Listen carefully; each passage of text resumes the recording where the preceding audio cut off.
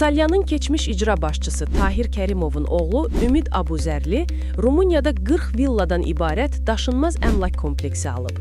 Rumuniyanın Profit.ro xəbər portalı yazır ki, Ümid Abuzərli bu ölkədə fəaliyyət göstərən Meymar Kapital şirkətinin qurucusudur. Şirkət 2022-ci ildə təsis olunub.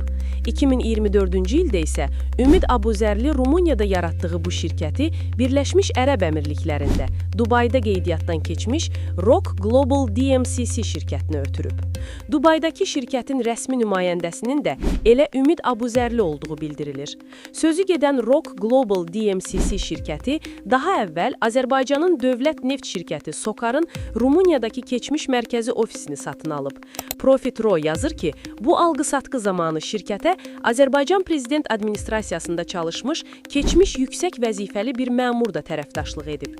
Ümid Abuzərlinin qardaşı Həmzə Kərimov isə Rumuniyada fəaliyyət göstərən SOCAR-ın törəmə SOCAR Petroleum SA şirkətinin direktoru olub.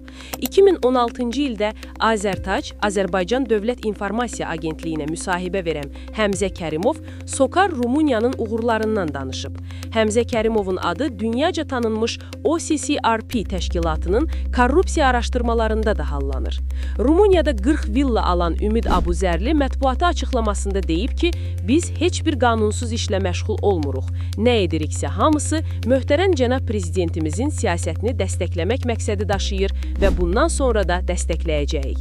Ümid Abuzərli daha əvvəl Azərbaycanda hakim YAP partiyasının Gənclər Təşkilatında koordinator vəzifəsində çalışıb. O, həmçinin Azərbaycanın Diasporla İş üzrə Dövlət Komitəsində departament rəhbəri olub. Ümid Abuzərli hazırda Azərbaycan Üzgüçülük Federasiyasının vitse-prezidenti vəzifəsini icra edir.